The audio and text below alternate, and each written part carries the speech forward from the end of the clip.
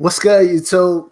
So today I have two guests, and we'll be talking cybersecurity, product sales, product management, and a whole bunch of interesting conversation about being a Black professional in information technology.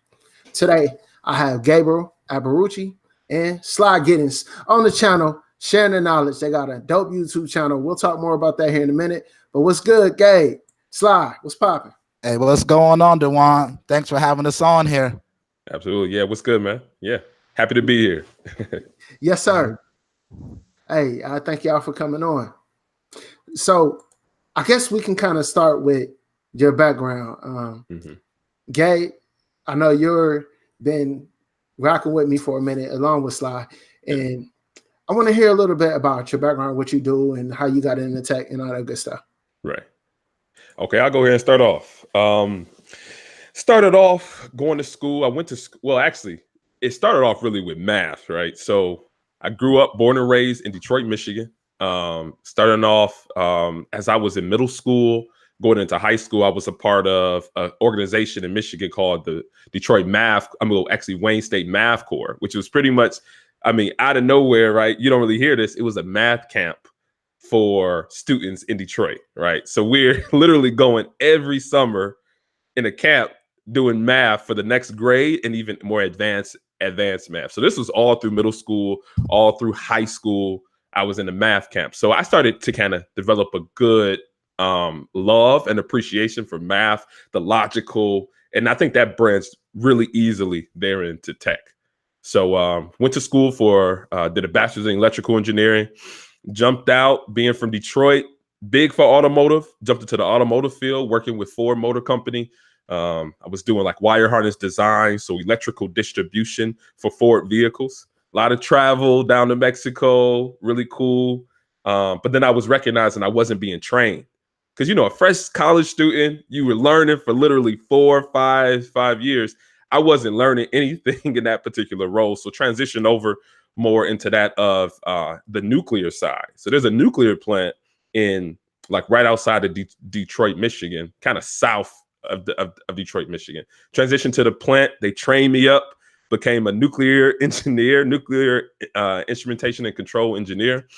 But then that was around the time where my tech started to transition, because there was a big event that happened. It was called Stuxnet, which had kind of pretty much ravaged a nuclear facility in the Middle East. So that affected commercial nuclear plants, one that I was working in, all around the world. So everybody's like, we need to implement these new cybersecurity standards because this Stuxnet virus has targeted industrial control system environments. So they start being the youngest guy around, fresh, new. They threw me on all the cybersecurity stuff. Transition, engineering, nuclear engineering to cybersecurity at that point. So I was doing that for years, right? They were just throwing me on all those cybersecurity projects. From there, I started hit the road, started doing a bit of contracting, kind of got a lot of my groove up, got exposure to various systems, various organizations. And then eventually I started doing cybersecurity for microgrid solutions. And so very much so energy related things, microgrid, nuclear, electrical generation, you name it. That became my bread and butter. And then I guess that eventually led to my role today as a senior consultant for industrial control systems. So pretty much doing cybersecurity for industrial and manufacturing facilities all around the world. So yeah, that's kind of just the cliff notes to it. So yeah, it's kind of my exposure there. Hey, God is good, man. You was like in the right place at the right time, just doing what you do, and he just guided you into this position that just changed your whole life. Yeah, I absolutely agree, 100% agree. That's fire. We'll talk more about that here in a minute, man, because I got a million questions that I want to ask you. But I'm gonna go ahead and let Sly tell a little bit about himself. Sweet. So my background's slightly different than Gabe, but you can see some of the synergies in it. So for me, I started building computers since I was about 7 years old. Built my first computer, and then I sold it because someone next to me near my house, where I lived in Brooklyn, it's all Caribbean neighborhood in Bed-Stuy, right? So one of my other, next door neighbors wanted a computer. So I built one, sold it, and I showed them how to use it. And I realized I just liked doing it. Like no one in my family knew anything about computers. So I just kept building them. I would go around the neighborhood, take all the broken computers and then put them together. Right. But I also was really good at tech support. So people will call me or I'll show up out the house. I'll build it, fix it. And that's something I like to do since I was young. Used to teach myself by going on, the early days of on the internet all through the library in the Grand Iron Plaza. Took that passion when I was in school. I actually went to the University of Buffalo and I started off as an English major, right? I didn't really put 2 and 2 together to go to school for IT. But I ended up making a switch just because my parents was my mom was in bad health. So I knew when I came out, I didn't want to be an English teacher and that field wouldn't produce me enough money. So I switched into business. Then when I went into business, I learned, I was able to expand my mind, but then I found IT. So I'm like, hold on, I could get paid to do IT. So I started exploring that. Then I talked to my Professor Murray, and he was like, I took the first test, got 100. He was like, did you even study for this? I'm like, not really, been doing this for a while, right? So as I'm going through my IT class, I also took some marketing classes that I found that I fell in love with. And then one thing I found in college that most of my tech people didn't like the business side. They loved the technology, but they didn't know why they was creating that technology. And I found that I love to solve problems with technology. I just know technology for me is a tool to help me solve a problem, So then I realized really quickly that my marketing reps, not all, most of them didn't like to go into the details. So I'm like, hey, this could be a niche for me going forward. And at the University of Buffalo, I was able to do both of them at the same time. So I got a bachelor's in business administration. Then I got my concentrations in information technology as well as marketing. So I knew that would help me going forward in my career. So when I graduated, I ended up taking a job at a IT distribution company called Ingram Micro as a tech support rep. And then I was able to get all my certifications because if you don't know what an IT distribution company is, they pretty much sell everything for all the big manufacturers. So Cisco goes through a distributor. Microsoft goes through as a distributor. And at distributor, they give you free training. So I took all the certifications I possibly could because they was giving it to me for free. Fast forward, and going through my career, I did technical account manager jobs, pre-sales engineering jobs, technology consultant jobs, right? And these are all ranging from VMware, virtualization, to data center technologies, and then eventually into cybersecurity, where what I'm doing now. Then I made a pivot in my career after a consulting job. I started getting a lot into YouTube and start promoting these brands, right? And then once you could go into the details, I always found that I love to educate, sharing this knowledge that I have with other people and hopefully empower them. And at the same time, I learn it better. So I switched into a technical product marketing role. And then I do a director of product marketing, right? So you might say, why is a marketing person on this? Is that you can take that technology experience you have and that ability to create, and you can use it in multiple facets. And that's kind of where I'm different. And that's how actually Gabe met me. We met through YouTube. He saw some of my content. I realized I'm really good at, promoting and creating and molding that. And I know Gabe is technically savvy, right? He can go into the details, like 4, 5, 6 layers deeper than I can go into. So together, we know we can make a really good team. And that's how it evolved into what it is today. Dope, man. Dope. Both of you really seem like you took the path of putting in the work and building your career. You had the knowledge to say, all right, this is where I'm at and this is what I do. And then from that, you just expanded your career to have the opportunities that you have today. I salute both of y'all, man. Thank you. Yeah, thank you. We appreciate it, man.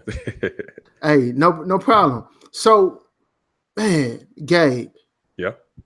Cybersecurity at a nuclear plant. Oh, man. That had to be very interesting, bro. Yeah.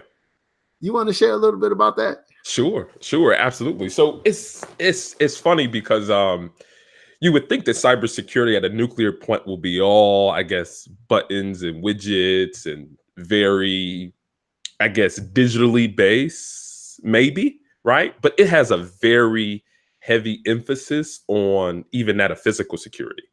So even though one of the components of our cybersecurity program that I was the head of was that PMMD program, portable media and mobile devices, right? Because you have all these different systems within a nuclear plant that work in order to generate electricity.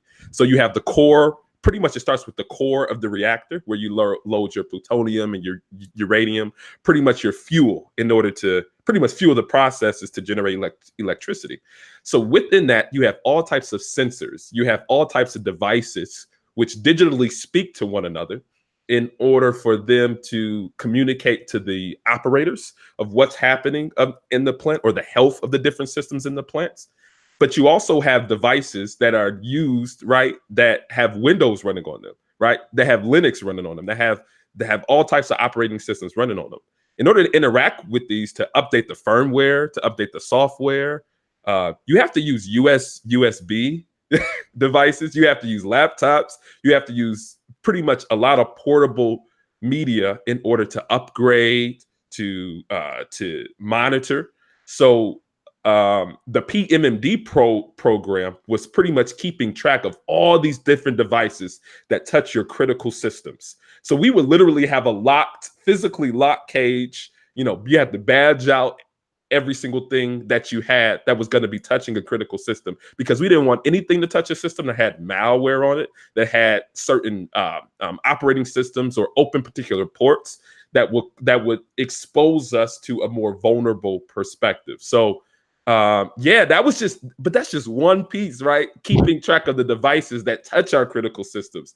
And it's a lot of depth, but I just want to give you a little bird's eye view from there, that everything that touches our critical systems or causes a delay in our availability of systems are things that were locked down from a cybersecurity perspective. So it was a cool experience, but yeah, it was serious. You got guards up in shacks with automatic guns and everything, automatic weapons, pretty much securing the facility because it's a very critical system within our nation, right? It generates electricity, but it also has implications about exposing things as it concerns radiation to the public. So it's a very secure from a cyber and a physical perspective. Yeah. Man, you really worked in Area 51. Tell the truth. Man, if you ever been to a nuclear plant, you would think it is like an Area 51. It's like it is regulated by the government and it has very heavy security implications. Yeah. Yeah, yep.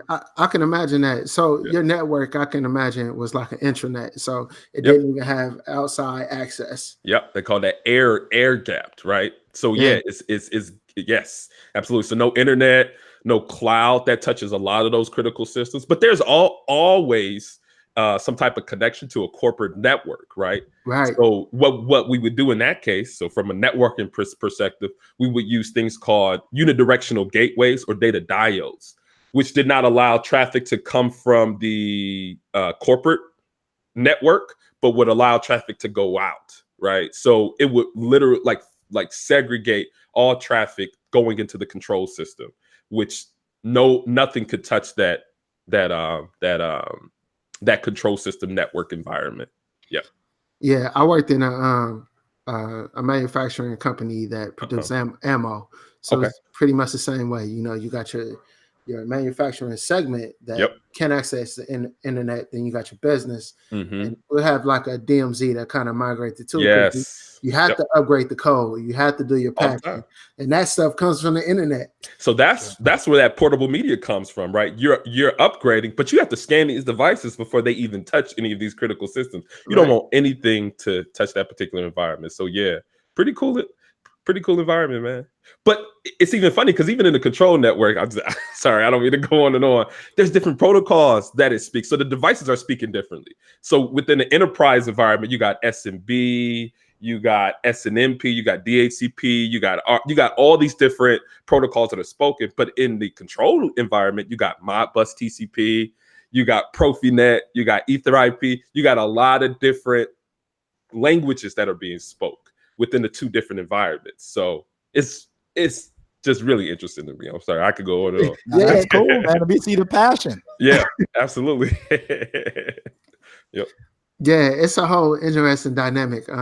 like the electrical engineers and the nuclear engineers, they're really technical savvy when it comes to like IT, because we had what you call PLCs, they're kind of like the same thing that you all use. Yes. And they had to use those, which are kind of like personal computers that monitor the whole environment. Yes. But they're just this little device that is just, it's kind of hard to explain if you've never been in an environment to see it, but it's its own world. Programmable logic controllers. Those are big staples within a controlling, like a industrial control system type of environment. So we touch those all the time, speak them all the time. So yeah. Yes, sir. Yes, sir. That's cool. Sly. Yeah. My man, going from business to IT. When you first made that shift, was it hard to do, or? Definitely. So for me, it was challenging because when I came out of school, I did an internship as a network engineer, right? And I was in a data center. I was in Brooklyn, and it's for the Office of Emergency Management, right? So when anything happens in Brooklyn, like a tornado, they come in and they have IT systems that I had to help as an intern. But I quickly found out that I was good in the data center, but I prefer to be around people, right? I prefer to have more customer engagements. I found myself, instead of being a network engineer, I was a help desk rep going upstairs, because I realized if I could talk to the people, it made my life a lot easier when I came back to the server room, right? So then for me, when I finished that internship, I took a deep look at my skill set. So I switched over a more tech support role. Again, it's technical, but the primary role is talking to people, right? And I realized quickly this is where, that I would flourish in, because I just love talking and teaching people about certain solutions. So I started off in HP servers, then graduated into virtualization, then data backup, then security, right? And I had a whole bunch of this information that I knew that I would create these solutions, but I didn't know if people were actually buying them. So when you're a pre-sales engineer, if the audience doesn't know, you think of you as the architect. Then you take those plans, you give it to the engineer. If it's sold, if the sales rep sells it, and then the engineer goes and installs it. So my job was to create all these solutions, but I never knew if any of them closed. So from my curiosity, I switched to business development. So, and then I realized, I'm like, because for me is I can architect it, then I could sell it. And for me, that was something that was really fun. It came naturally to me. So that gap was hard, because in the tech support role, your phone rings automatically. Someone's calling you for help. But when you're in business development, you got to make the phone ring.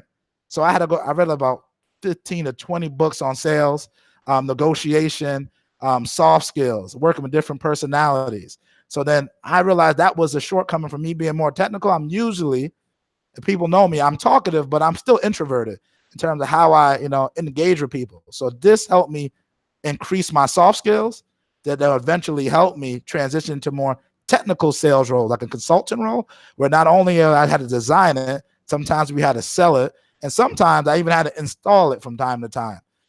So it just helped my skill set. So the biggest challenge for me, that pivot, was learning the soft skills. But I can give you, I literally have like 100 books I try to read a year or consume, either audio, listening, or like training videos.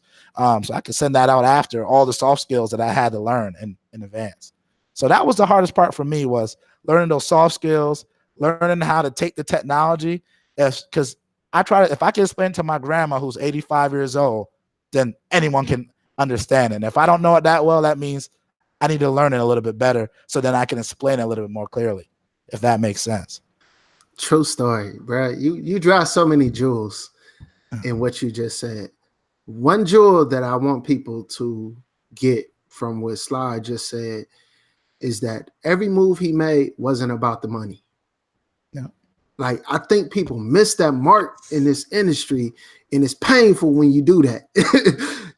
Like, you really literally went from a network engineer and said, well, I really like working with people. I'm gonna go do tech support. Like, that's kind of like a step back. But definitely a step back. Yeah, that's kind of like a step back, but you knew, like, hey, this is what I feel comfortable. This is what I like to do. This is who I am. Let me go do who I am. And then you just kind of grew from there. That's fire, bro.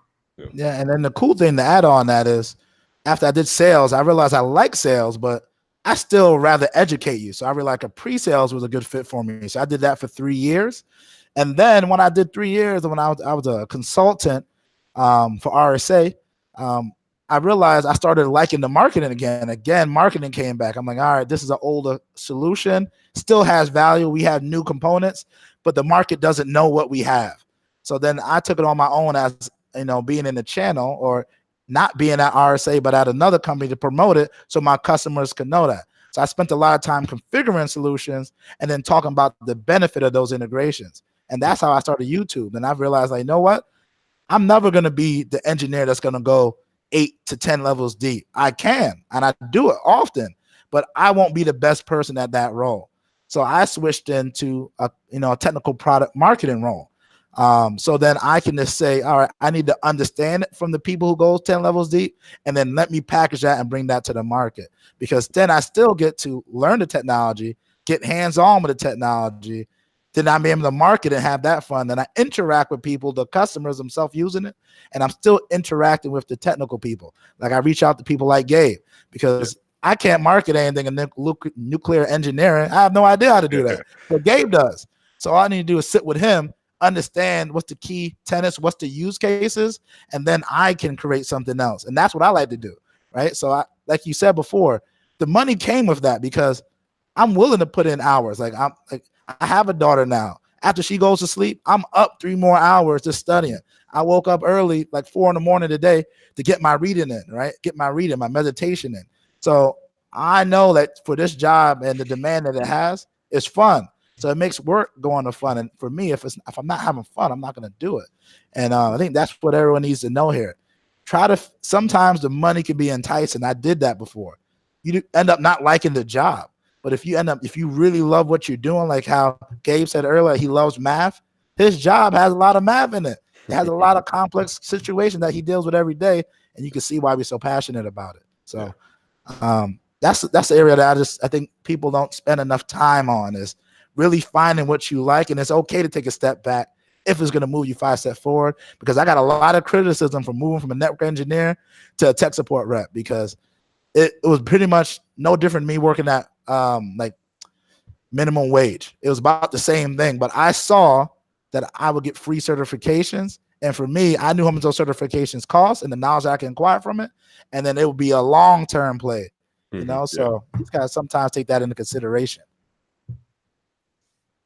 A true story, man. Taking a position where you get certifications and you, like I work in the NOC, for instance. I went into a NOC position as a lead, and I really is a company I really wanted to work for. And I'm like, you know what? This is where I want to be. This is what I want to do. And then it wasn't what I wanted to do, but they paid for certification. So it's like, you know what? Let me take advantage of this because I got time, on this service desk to get it done. Yeah.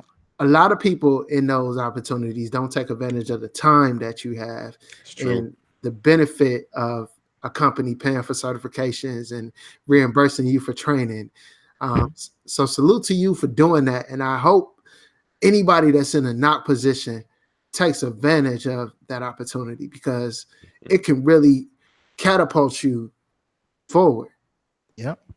And you might not see that impact instantaneously, but your conversation will change. And Gabe and I talk about this all the time. Like his last job, I know he used to pay for his education, so he took advantage of that, right?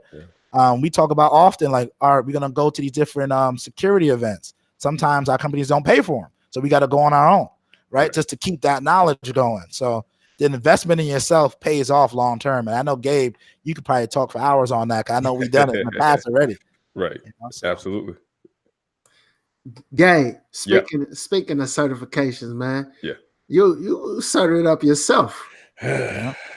It happened. Yeah, not just serve it up though, but like in the realm of security. How did you want to talk about some of those certifications you have and how you went about achieving them? Absolutely. So going from that nuclear engineering background, right, to that of more of a cybersecurity, getting that cybersecurity foundation, it was a difficult process initially, because in school and in practice we were learning things like thermodynamics. We were learning things about atomic physics. We were learning Calc 3, Calc 2, physics, all these different things put into the process within a nuclear plant. I had to switch from that to networking, right? Cisco CLI, going to defense in depth, OSI model, right? Purdue model. I'm going to NIST, right? NIST frameworks. It was a big shift in my understanding of the work that I was doing. And I think that was heavy, and really kind of that's how I stumbled upon your content, that of Cisco, right? So I started studying out. Well, I didn't start, but I did eventually, as I was going through my journey, found the CCINT, right? I found that to be a very valuable certification because it allowed you to actually put your hands on the keyboard, be able to configure devices, and really understanding from a tech perspective of how to make data flow from device to device. How much data on the packet level, kind of going there, right? Then I went on to my CCNA routing and switching. That's just an additional thing right there. But those two were self studies. So I just paid for that out of pocket because I knew that I needed that knowledge in order to get that of more of an architect type of role.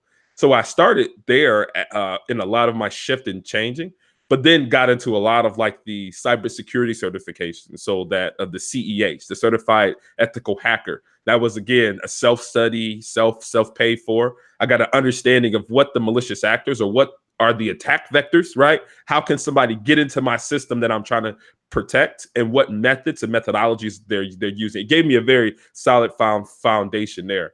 But then the rest of them were all paid for by my organizations. So I started with the GIAC. I don't know if you heard of those before. It's a very known, I guess, training organization within SANS. So SANS, I don't know what it stands for, but those I've gotten three of those, and those are all paid for. And these are you going to conference, going to, I guess, learning organizations. You're sitting in front of the instructor. You're doing labs. You're kind of really learning how to develop your skill set. So I got one in forensics. I got one in kind of security leadership, and another one specifically in security within industrial control systems. So, and got them various places. Some were at work environments, but I also even joined an organization that paid for those within the state of Michigan called MIC3, the Michigan Cyber Civilian Corps, where they call in cybersecurity practitioners in the event of a state level type of event. So we do incident response and forensics through this organization. So we're on call from time. So we'll go ahead and spin up an instance of Security Onion. We'll capture PCAPs from the device. We'll replay those PCAPs and let our tools ingest that particular traffic to understand where is the place that was compromised, what hosts are having some issues, what are our top talkers. We look at net flow data. I mean, you name it. So those were some of the different certifications I had got over time that were directly applicable to the work that I was doing. So, yep. That's super similar to a network engineer, though. Mm-hmm. And see, that's the thing. Yep. Absolutely. Yeah. Absolutely agree.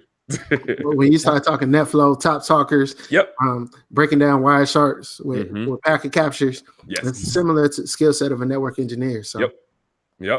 Absolutely. I found that networking is the foundation. Coin this. Network is the foundation of cybersecurity. You gotta have an understand of network, right? TCP, UDP protocols. You have to really understand how these things are speaking. But I think that even another level is that not only knowing what's talking to what, but what looks like good conversation and what looks like bad conversation. What are things that, so you're speaking about top talkers or data flowing, right? Sometimes an individual might be downloading or pushing some type of data. They might be pushing, I don't know, a large malicious piece of code, right?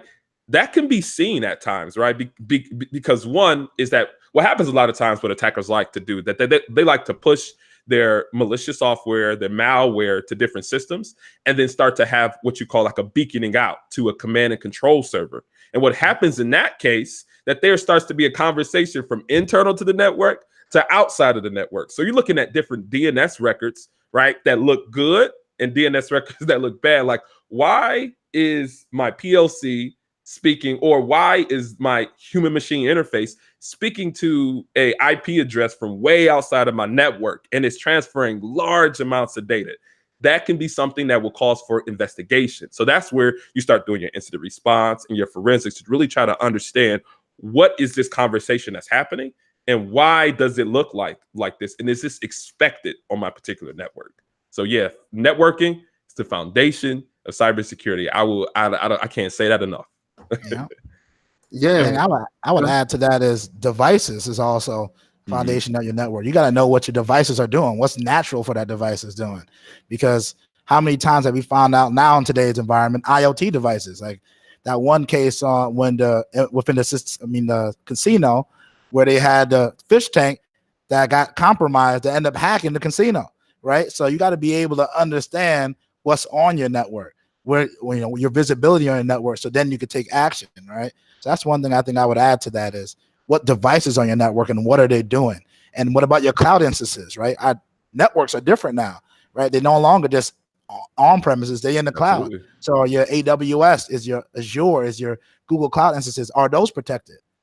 How do you know that, right? So that's another area that I find to be pretty interesting. So. Yeah. You make a great point. And it's something I wanted to talk about. Like, I think if you're going to be like a network engineer, you're going to be in security. I think when you're like, how do I get these skills? Like, where do I start? Like, everybody has the internet at home, right? Yep. And now everybody has a Fire Stick or some type of IoT device. Like, honestly, like you should start to learn how to segment your home network and monitor your home network and see, okay, what's communicating and how traffic is going. And you know what I mean? What are your thoughts on that? Listen, I got one phrase for you. Lab every day. We talked about it too. Lab every day. You can start with a home virtual environment for free. So I know one thing that Sly was talking about before, using VMware products. So utilizing virtualization in order to practice your skills. There's so much free and open source software out there and free operating systems. You can be running a Mac on a Mac machine, running several instances of Windows, right? So then you start to segment. You're like, well, I don't want these Windows machines talking to this particular machine, right? You might have a Linux over here. So you can start with some segmentation there, right? You can configure. And you can even have like a whiteboard to draw out exactly what you want it to look like, and then practice it within a virtual environment. And then you can put that on your resume, and you can have conversations about that during interviews. So really, again, lab every day. And I'm gonna even make it even simpler, right? Like I have a Google Wi-Fi at home. They said, do you want a guest network? And do you want a primary network? I just literally set up a guest network. I set up a family network. So I know what devices are talking, because then I found out my family gave someone access to my network, and I didn't want their data on mine. So what I did is end up doing a Wireshark. What were they looking in inside my environment? Because the reason why these little things can help you. Also, if you want to make sure that your data is secure, get a VPN. Those things are free. Practice using VPN. Like value of that. Use Google to find those things, right? So start off really simple. Like even if you don't have Google Wi-Fi, you can have a simple, just a normal, router. A normal router. Look inside a router, go inside the admin data, and start reading the different terminologies in there. Because that's how I started off learning when I was 16. I literally would go on my Linksys router. I went into the admin page, and if I didn't know something, I went to go at the time Yahoo it or something, or I'll go research it. But now it's even easier. So that's what I tend to do. Is if I don't know something, I just go try to play with it, lab every day. And if I don't know something, go to YouTube and or go to Google and search for it. So that's what I found to be a little bit easier for me. So and all the free versions that you mentioned. One thing people have to realize as well, when you mention VMware, a lot of times these enterprise software applications and programs, they will have a trial. So you get like a 30-day trial, 60-day trial, a 90-day trial on, let's say, vCenter, set up vSphere environment, or no matter ICE in Cisco ICE or something like that. And you can run this enterprise application on your laptop or desktop with no problem. Yeah, absolutely. And also, that's definitely been my experience for sure. Just running different free software, trying it out, and then using it in work situations. Just like you said, being in a work situation, looking at different opportunities to learn, rather than just saying, oh, this is downtime. I'm not going to be doing anything right now. Let me just surf social media. No, you can actually start to lab, go through YouTube tutorials, right, all the time. So, absolutely. Yeah. And then to add on to that is that downtime, knowing your free resources. Like if you want to learn cybersecurity, you got to go to Cybersecurity. It's free training. They literally will give you everything for free. Or Pluralsight. For my last job, I need to learn Azure. I have no idea about cloud computing. So I went on Pluralsight. They gave me a free Azure administrator course. It was free. I learned everything. And then you can also download Azure for free. They got like a free 30-day trial, and some of their resources are forever free that you can practice with. So I practiced it. When I came back to work, I was able to talk to our solution, download it, configure it, find why our solution was better over the competition. But again, learning your free resources. So I can give you a free Pluralsight, LinkedIn Learning. If you go to the library, sign up for a library card, see if your library participates. You can get lynda.com for free. You could go to coursera.org. I wanted to learn physics. I found they had a physics instructor on there that taught me one-on-one. So then I got to learn it. So all this information is free. You just got to invest the time. But first, start with why you're looking for it. What are you trying to solve? And why do you want to know that information? Or sometimes you just learn it just to learn it. So in my case, and then you find out you use it in different scenarios. So that's a good point. I'm gonna put a lot of those links in the description of this video to everything that you mentioned. Well, to most things, because we talked about a lot of things. And if you could send me some of your book references as well, recommendations, that'd be cool too. Yeah, I break it down into soft skills and technical skills, and then I send those over to you. Yeah. So you mentioned something, Sly, and I think a lot of people may be the same way or have some similar tendencies with being introverted. A lot of people think I'm extroverted, but I'm introverted as well. I prefer to be at the crib. You know what I mean? That's big. You know what I mean? How do you combat that in a customer facing position?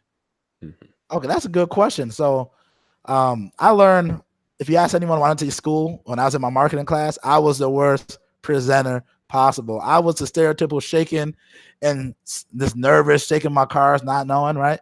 But what I found out, what I did is practice, right? Practice.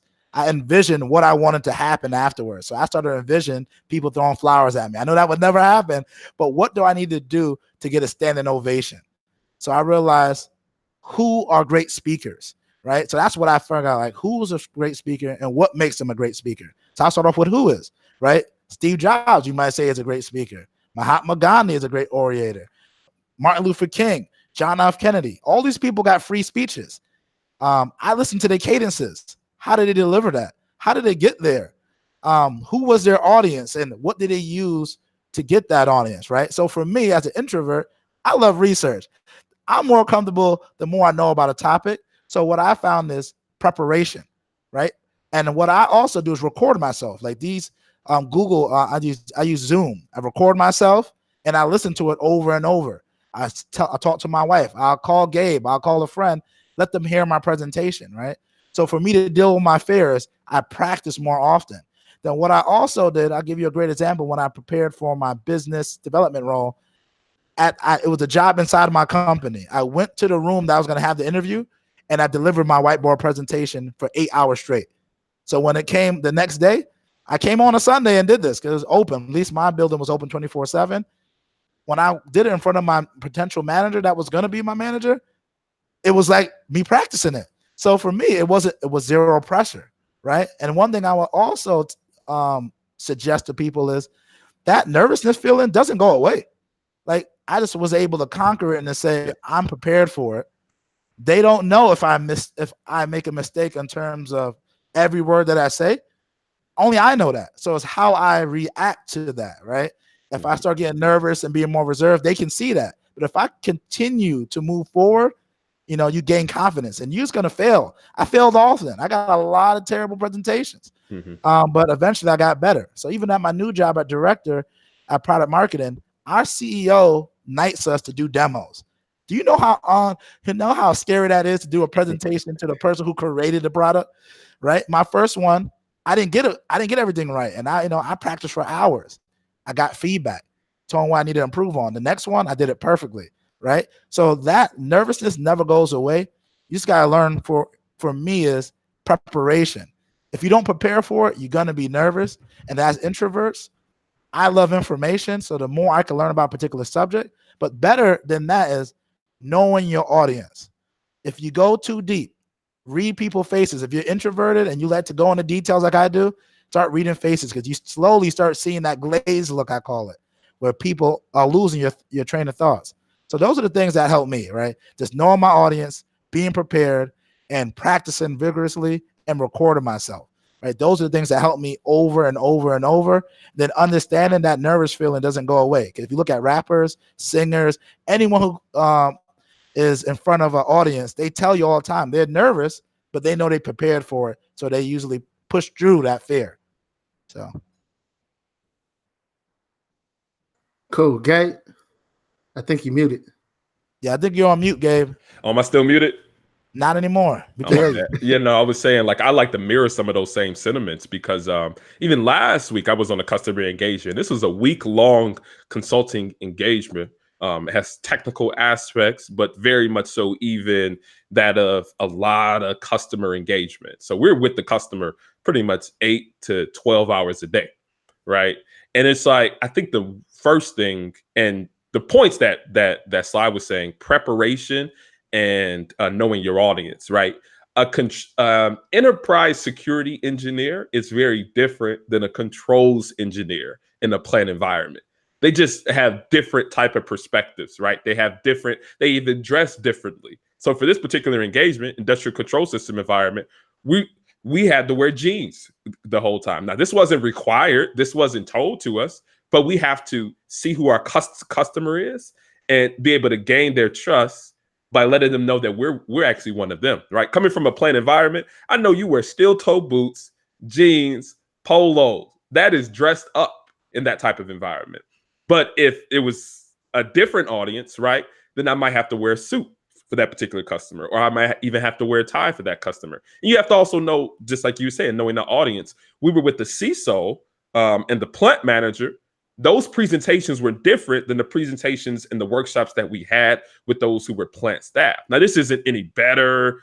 Individuals are better or worse, but it's that you want to try to communicate a message to your audience that your audience will be able to digest and be able to understand and really be able to get to the solution for why you're actually there. You're not looking at, hey, this is me, I'm this guy, I know this information. No, you're like, listen, we as consultants are here to help. We as consultants are here to gain and gather your information and be able to give you a great solution to the problem that you're having. So knowing your audience and preparedness. And I think the biggest driver of those two things is passion. I think one thing that you probably noticed between all of us is that we just are driven by a passion that almost radiates, right? And that when you have that passion, preparing for it is just like, I don't know, it's fun. It's fun learning about new things in my industry. It's fun learning about new things as it concerns networking, to be able to present it to a customer to bring a solution. Because I guess even another point is that I don't look at cybersecurity as something that I just do in a silo. I just sit down and program or sit down and do this technical thing. I look at it as something that is a business enabler, something that is able to drive business. So it is a help to the business environment, and it's extremely fun and something I have a passion for. So, yeah. Man, what do you do when you don't have passion, though? And what should, or a better question, what should you do if you don't have passion? Sly, you want to take it first?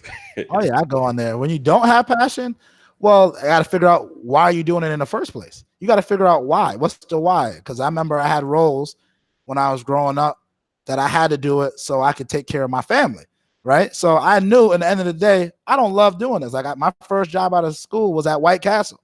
I didn't love doing it, but I knew if I could pay my own bills, my parents didn't have to do it. So I know I've been the best person at that. So fast forward, like even now in my career, my wife wanted to stay home with our kids and run her personal business, right?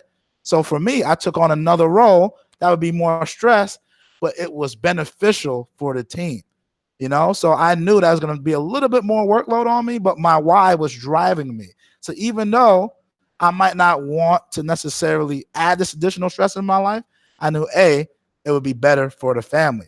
So first is define your why. And if your why is strong enough for you to be there, find the light. Because even when I was in White Castle, I found skills that I still use today. You know, I just found out that you can find passion and knowledge in anything you do, right? Even if you don't love a certain particular aspect of your job or what are you doing, find something that you do love about it. So I talked to someone recently. She was in a job that she didn't like, but I said, what skills would you love to do and do it going forward? She's like, I love talking to people. How do you perfect that skill? Well, I can interact with more customers. I can read more books on it.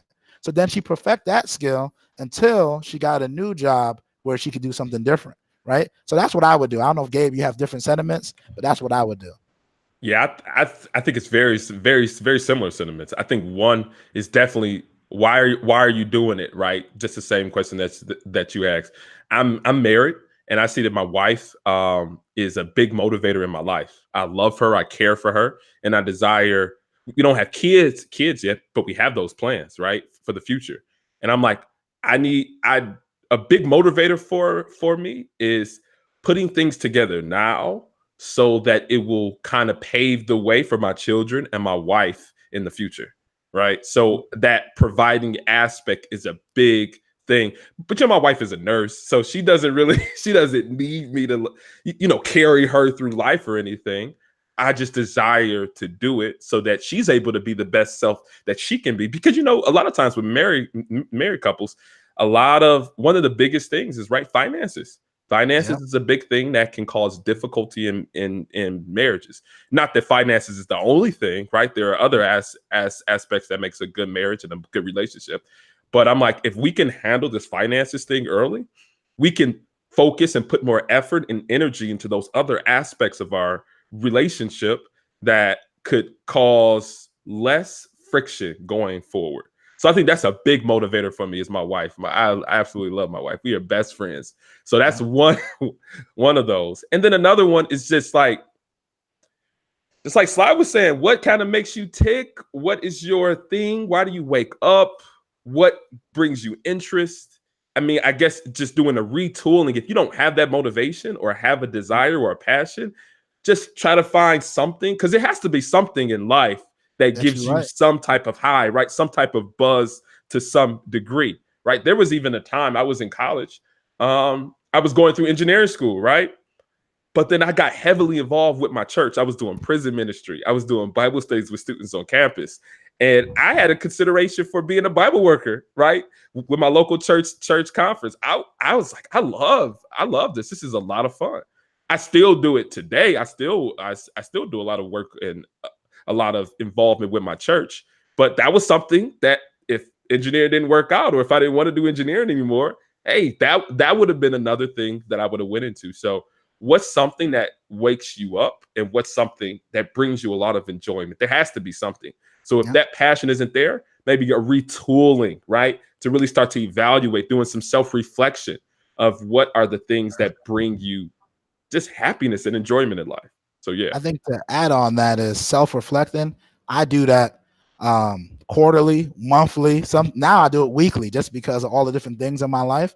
Is that helps me a lot, because I could tell you how I felt when I was in college, right? I got journals of it, right? And I knew when I was hitting these roadblocks, when I was losing passion, it's like, all right, why am I losing passion? What's on my mind? And then once I figure that out, I'm like, all right, this is why I'm doing this. This is why I'm spending extra nights. Just to echo Gay, like my wife wanted to go back to get a second master's degree. She didn't like her current job. I saw her coming home frustrated, right? So for me as a husband, I'm like, what will make you happy? Right? Because right now you're not happy. We only got one life to do this. She's like, I want to become a school counselor. So I'm like, all right, what do I need to do? I started working. I created another business on the side, bringing that financial means. So we don't need to have an argument about that. Focus on school, get that done, because she did it for me when I was in my bachelor's, right? And then again, right, we found out I didn't want to take on this more workload, but I could foresee if we could handle this now, she would be happier for the rest of our lives. And, those are the things you got to do, right?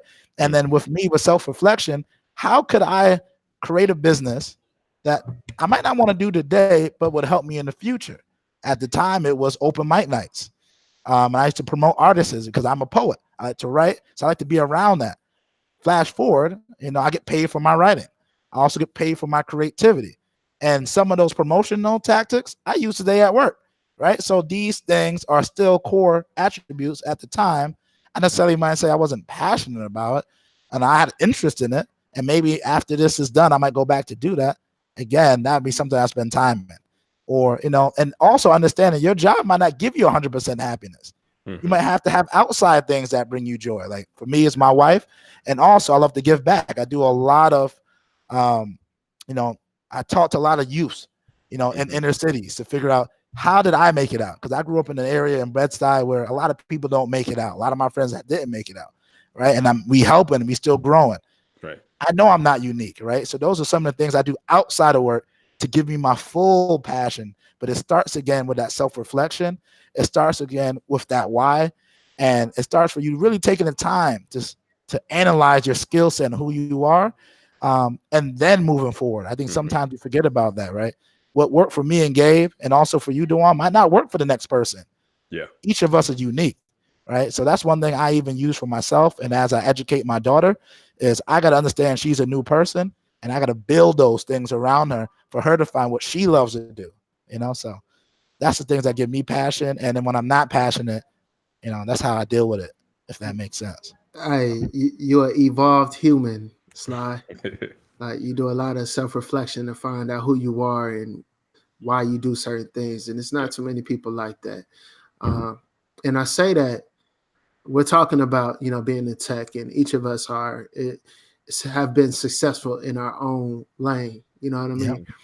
But one of the things I found in the Black community is that coming from Bed-Stuy, coming from Detroit, coming from Canton, where I'm from, we don't see success in many different ways. We may see, somebody is a fireman or a police officer or, something local within that 10-mile radius that we probably don't often leave. Yeah. So we don't see the network engineer. We don't see the cybersecurity engineer. We don't see the director of product marketing. We don't see that. And so being on YouTube and having a platform like this, I think it helps people to, you mean I can be this, I can do that. Yep. But the problem I see is that it's not enough of us doing it, man, because we're talking IT, but there's a million ways to be successful. Yeah. Yep. Definitely. And a lot of times it starts with the family, right? True. In my family, my older brother, he played D1 basketball in college and played overseas, right? It's nothing wrong with that at all. I actually still look up to my brother heavily, but that was the measure of success in my family, right? So me coming behind doing math and science and engineering, that's a bit foreign to a lot of my family members, right? So at times I felt growing up that I didn't have that same support that I would see in my older sibling. And it I think for some that could possibly be a discourager. But again, just like that retooling evaluation of where I desired to go, because I didn't know anything about my path from, just like you said, Dewan, I didn't see any of that. That wasn't anything that I was exposed to until college, pretty much. So yeah, I think a lot of times it starts within that family local dynamic of what that success looks like. Because but there aren't a lot. And kind of sometimes speaking to individuals within my community about what I do, I find it very difficult because I'm like, how can I explain this? And I don't just want to explain it, but I want to make it interesting. And where people, like a lot of times, I think people from our community might look at it and say, oh, wow, that's good for you. Or that, wow, that's really great that you're that smart. But I want to always try to encourage people to say, listen, I'm not an anomaly. I am not an anomaly. You can do the same thing yourself if you have a drive and desire to. I can show you some things, give you some links, tell you about things, but it's not something where I am like this exception to the rule. I think we have a lot of this capability within our own community. And I think people just not only have to see it, but they also have to believe that they can be involved in it too. Yeah. And I have to agree with you too. My older brother, he was the first one in my my community, in my family that went to college, right? And he was a math major, economics major, and poli science. So math was heavy in my family. So my brother's like the shining star. But he also took the time to show me all his other friends that was lawyers, doctors, and he made sure to build his team strong. So I had different areas, but one thing they didn't have was tech, right? So when I was building my computers, playing video games, taking it apart, fixing it, they kept telling me that I'm wasting my time, and I'm telling them I'm not wasting my time, right? But it was for me to have that conviction. Even when I left Brooklyn to go to Buffalo to take that tech support job, everyone thought it was the worst decision I ever made. They couldn't believe why I'll go for such a low salary, but they couldn't see that vision, right? So sometimes you got to trust your vision, but you also is about the model. Like in my family, they always told me that I had to go to college. And this is why you go to college. If not, this is the lifestyle you could have, or this is the lifestyle that you could make it. And my brother used to unlock those barriers for me, right? So then his friends would also unlock those barriers. So if they would see me not in line with at least going there, because they know once I went to college, I would find other people that looked like me that was doing something similar, right? And I think that's what also helped me is, but then one thing that I helped me, the passion was I would leave my neighborhood, right? I would leave my neighborhood to see, at least in Brooklyn was easy to do. Like I could get on the train, the bus, and just leave my neighborhood and see how other people live. Then I would come back to my neighborhood and ask, why can't I do this? Like why can't someone like me do this? And then that's what kind of drove me going forward. But it was built into my family. Like my grandpa came from Barbados, bought a house for us to live. If he doesn't make that decision, I'm not on his phone. I'm probably still born in Barbados, right?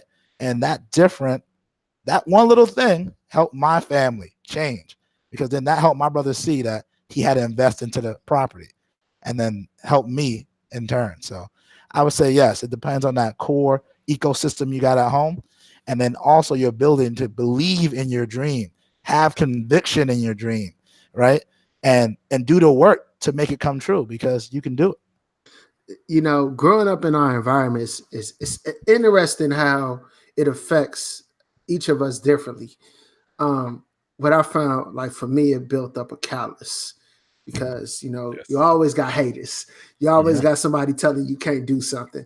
You always talking about the shoes. Somebody talk about the shoes you got on, the clothes you got on. Yeah. You know what I mean? The decisions that you make, the people you hang around. You're always being judged 24/7. Yeah. So I think for some people, it may tear them down and make them have this internal hatred towards life, or this discouragement towards life. For me, it just kind of just like, what it is, what it is. Everybody gonna have something to say. Oh, well, let me go out and get it regardless. Because if I sit here, they're gonna say something. If I get up and do what I want to do in life, they're gonna say something.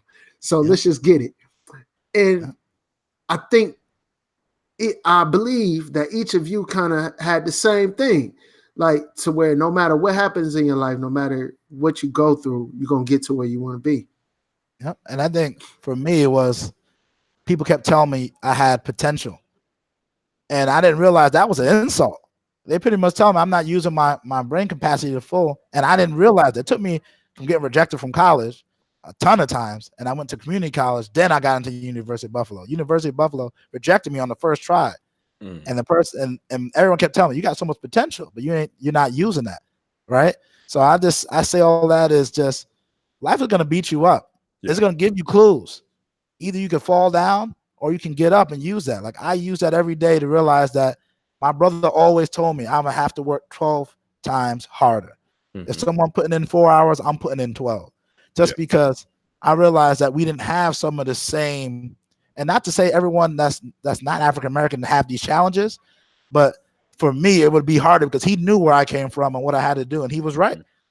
When someone put in 4, I'm putting in 12 hours, just because I know that maybe I didn't start the race at the same position. I didn't even know the race was started. So I just found the race and I got to the track, and now I'm practicing and I'm learning while I'm running. It might not be the most effective thing, but at least I know when my daughter now is grown, the race has begun. I know it's there. And like you said before, Dewan, there's so many other careers that you could be successful at. And I understand that. So my job now to create an environment for her to know that, right? To see what she wants to do and give her the foundational tools for her to be successful. So I say that just to sum it up is even if life is beating you down, and there's times like I broke down, like at school, I had to work 3 jobs at school just to pay for books. I didn't get time to get. I wish I had a 4.0, but that's no excuse. I could have used that as an excuse not to go where I am today. But I just found that I just got to put in that work. But that helped me to realize even when I got a job, I would get bored quickly because I'm like, man, I used to do like 4 jobs, go to school, and do this. Now I'm just working and that's it. All right, let me go put in some time afterwards. Use those challenges in life to fuel you, and write them down. Write them down. Keep track of it because you never know. You might be able to write a book for it. You just never know, right? Yeah. Most people who go through things in life usually excel because they use it to fuel their success.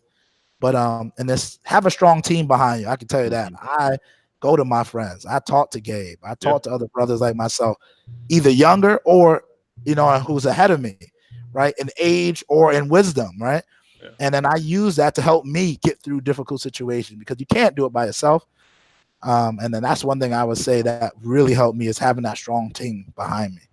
Speaking of getting beat down, man, when I was in high school, I had a teacher tell me, because I knew I worked for an A in this class. It was like a drafting class. So we had like engineering, manufacturing classes at times. So in this class, I know I worked for an A in this class. This teacher told me, listen, you got a B.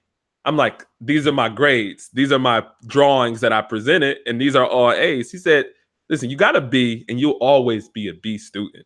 He told me that to my face, right? Talk about getting beat down. Even in college, right? There were times where I was going through difficult times in college, and my grades didn't always reflect what I was learning.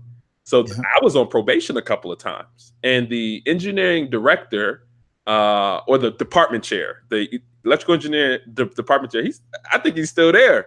He told me, he said, maybe you should consider switching to business administration.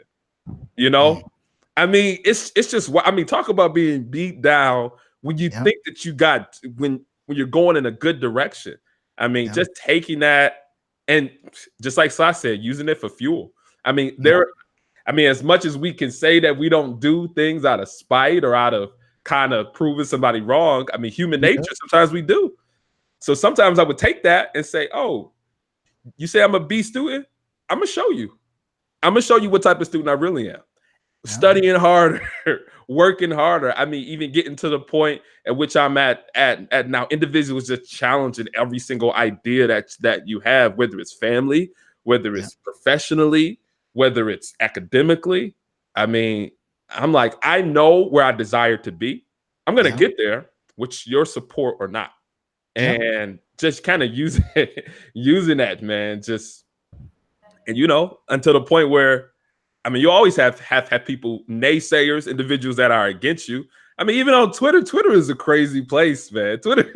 People say all types of things on Twitter, but I think that overall, just using all of these things, kind of really taking them out of your blind, like put them into your blind spots and really focusing on, just like I was saying before, that passion and that direction that you desire to go down, and just not allowing it to stop you from moving forward.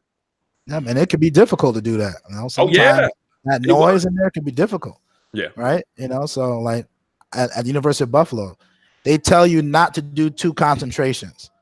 And I kept talking to this guy. I'm like, yo, I'm paying for it. So let me do what I want with my money because you ain't going to pay back my loan. So I'm telling you, I see something. Marketing and IT is fusing, right? A lot of marketing concepts is on technical solutions, analytics, data analytics, researching. Tech guys, for me, need to understand the business part. This is something I see already. And this guy kept telling me, no, you can't do this. So I went around him. And then, I went to the chair. I'm like, hey, I want to do 2. I don't understand why I can't do 2 if I'm paying for it. Well, your grades are not high enough. I'm like, these 2 areas are what I'm passionate about. So and I could tell you now, my grade was like a 3.5 or 3.8 when it came to those 2 areas while doing both of them. But I wanted to prove them wrong and prove myself right. And to this day, this keep fueling me. People always say, I'm never the one that people think about first, but they don't know how much work I'm putting in before.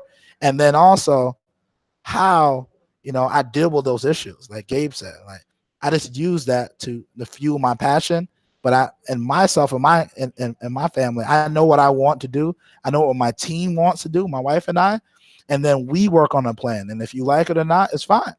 We can deal with that. It might be it's right for us. I think that's what's one thing that we worked on is having a singular vision. And if you have that vision, if you take the time to learn that, you will see your journey might not go as according to plan, but you will be able to navigate it and make decisions based on for your journey. So that's the way I look at it. Man, here's a question. I got two dope young brothers on this YouTube platform. When I think about our culture and the struggles that we went through and our ancestors went through for us to get here, I'm super thankful. But when you think about the world as a whole, like American platform, and going from the engineering and the manufacturing booms, and now we're in this industrial boom and technology boom. At each one of these points, we're always like the last to get in it, and we're the worker bees of these industries. Technology right now is evolving to, it's going to be more machine learning. Yeah. At what point do you think we could start taking advantage of ownership in this industry? That is a big, difficult question. This is maybe just an idea within that same realm. One thing that I do see is that as technology is moving forward, as innovation is moving forward, I think that a lot of times our communities, we value that of entertainment a lot, right? We have a lot, like as technology is moving forward, we see a lot of people on Instagram and people on Snapchat and people on these popular social media platforms. There's innovations happening there. I feel like almost every one of our modern day comedians, they utilize social media in some way or have even had their break on social media, right? In a lot of cases. And of course, sports is just becoming more and more of an international thing and a wide range, and people, and especially NBA, right? We see these contracts are crazy. So, I think that in our community, that's something that's heavily valued, and that's considered making it a lot of times, right? In music. And it's not that those things are bad. It's just that the world is changing and the world is moving. And this other side is just as impactful to what we can do in our community. But I think that a lot of times our community only sees that one side as it concerns success. I mean, just in its ability, right? Sly marketing, that's marketed heavily to our community. And this other side is kind of slowly but surely going along. So individuals in our community jump on that entertainment, sports side more heavily than they do that of the less exposed side.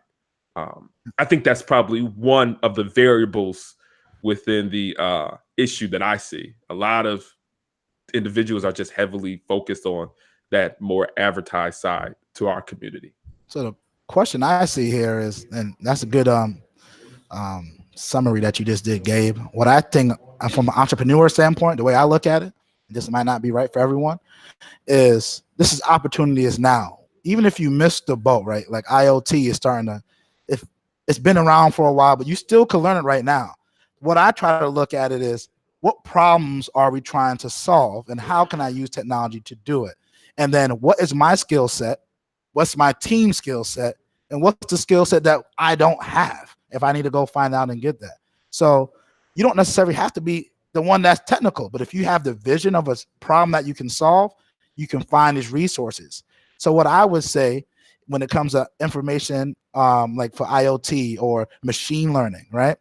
What problems will machine learning solve? What problem will artificial intelligence solve? And once you figure out what problem they can solve, how would you do that? Like, what can you sketch out an idea to how to solve that? And then from there, find a team that you need to build it.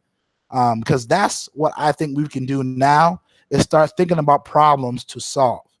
And then if you can write down a plan you can get venture capital money if you have a solid plan.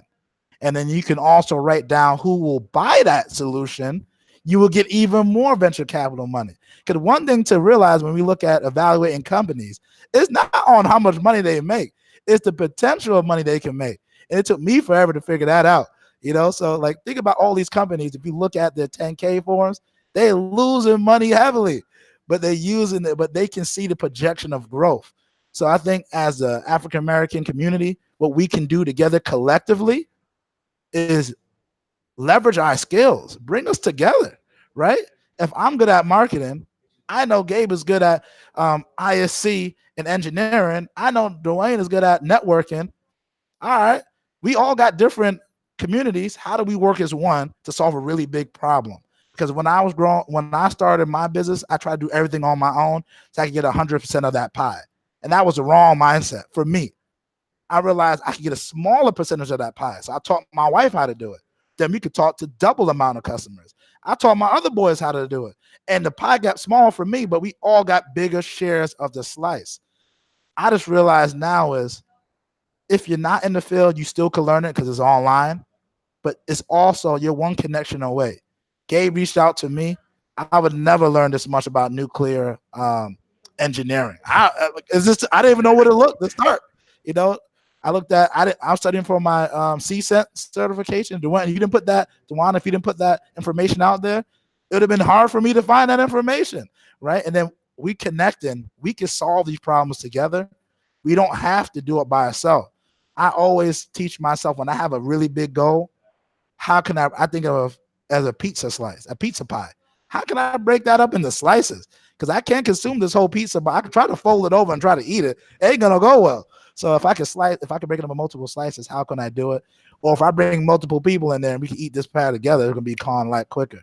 Yeah. So that's what I would assume and how to attack this problem is we gotta collaborate more. Anytime I go into the neighborhood, I reach out to the other brothers in that neighborhood and we put together our book list. Like first thing, Gabe, what did you share with me? An area I can get all free books I want, or books where to get books or any type of information. We share knowledge. I thought I knew my stuff. I'm like, yo, check out my book list. He's like, I got something better than that, Sly. And we share that knowledge together because we know that information is key, right? So if information is key, unlock those doors, right? And we all got information. So let's share it together to solve a bigger problem. I think that's one thing I'm seeing other cultures do is they find these problems and then we work to solve their problem. But I think even combined with that too, like giving back, because a lot of times we're so busy, man. We are so busy. Like not next week, but the week after next, I'm in Portland for 2 weeks for another customer engagement. Yeah. We got to find ways in order to either physically or digitally mentor, right? Being able to maybe, hey, this is a Google Hangout. I'm about to do these demonstrations. We want all of the people that we mentor, all people that we give information to go ahead and listen in and provide questions. And then we can go from there, maybe some type of series or something. We have to find, I think, a way to mentor, to give that visibility to to individuals from our community. So that's one place I know that I've been lacking. Like I'll DM people, I'll give people information, but that follow-up, that really drilling in those concepts and showing them and giving them that visibility of what they can really do in this field is one place where I think that individuals can heavily benefit from by just giving them that exposure to some of the stuff that I do. So true. Man, it's like twofold. The one of the reasons, I do these interviews and I bring people on my platform is because I'm one man. Like I get so many messages, and when I first started, I replied to everybody. Like I want to help everybody I can, but now it's like, I can't. Yeah, and it's like bringing you all. It's like, okay, now we just extending the reach. You know what I mean? Of people that can help people. You know what I mean? So I thank y'all for coming on and taking time to share your knowledge and your experience, and I appreciate it, man.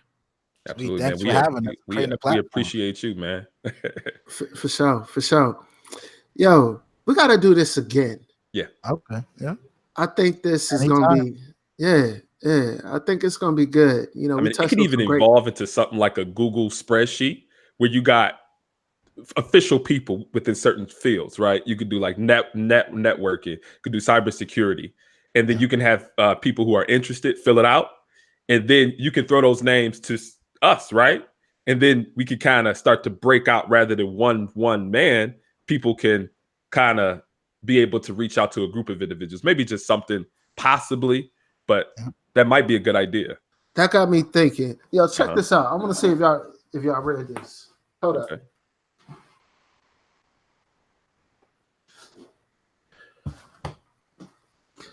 So there's a brother. His name is Marcus J. Carey.